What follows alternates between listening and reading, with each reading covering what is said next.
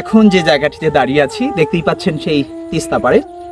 আমি আমার এই ভিডিও চিত্রের মাধ্যমে আজকের একেবারে ঠিক তিস্তা পাড়ের সাথে যে বাড়িগুলো আছে আমি সেই দুই একটা বাড়ির লোকের সাথে কথা বলবো, আপনার ক্যামেরার মাধ্যমে দেখতে পাচ্ছেন। এখানে এক দাদা মানে দাদার সাথে আছি।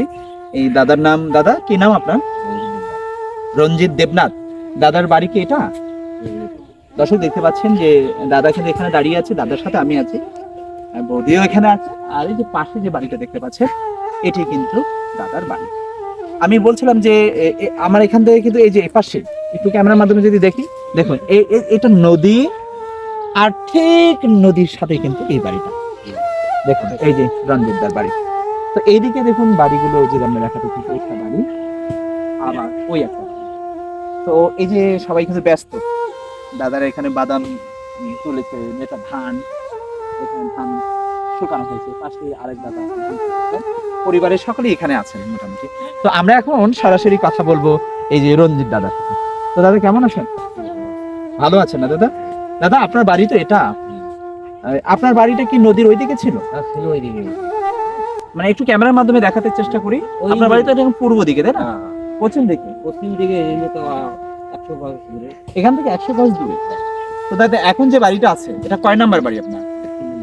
মানে প্রথম বাড়িটা নদী গর্ভে পেলেন, দ্বিতীয় বাড়িটাও নদী গর্ভে পেলেন, এখন 3 নম্বর বাড়িতে আছে। এখন এই যে ঠিক এই জায়গাটিতে তো আমরা দাঁড়িয়ে আছি, এটা কি ভাঙার কোনো সম্ভাবনা আছে? এর সম্ভাবনা আছে, এটা বলার কোনো ইয়ে নেই। এটা কোনো নিশ্চিত নেই। তো এই যে এভাবে যে থাকেন, ভয় করে না যখন জল আসে? ভয় করলে কি করে, যখন নিজের জমা করে করে যাবে। ও আচ্ছা আচ্ছা, তার মানে আপনার এই ভয়কে জয় করেই আছেন। নৌকা মনে হয় আছে না, যাতায়াতের মাধ্যম কি নৌকা? নৌকা আছে, যদি বেশি পানি হয় তা নৌকায় জমা করে নৌকায়।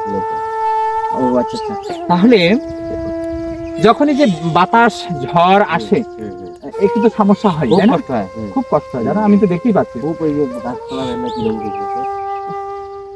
আসলে এই দর্শক এই তিস্তা পারে না আসলে এই তিস্তা পারের মানুষের যে কষ্ট তা কিন্তু অনুধাবন করা যাবে না।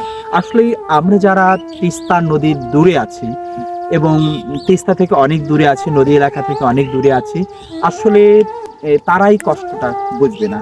আসলে আমাদের যে এই তিস্তা আছে, এই তিস্তা মহাপরিকল্পনা যে হাতে নেওয়া হয়েছে, আসলে আমরা বলতে চাই দীপ্ত কণ্ঠে এবং দৃঢ় কণ্ঠে বলতে চাই, এই তিস্তা পাড়ের মানুষের কষ্ট দেখে বারবার মনে হচ্ছে যে আসলে আমাদের তিস্তা যে মহাপরিকল্পনা সেটা অবশ্যই অবশ্যই হওয়া উচিত। কারণ এখানে একটা দুটো লোক নয়, সেই বুড়িমারি পাট গ্রাম থেকে শুরু করে লালমনিরহাট পর্যন্ত এই তিস্তার তীরবর্তী যে মানুষগুলো আছে তাদের দুঃখের কিন্তু শেষ নেই।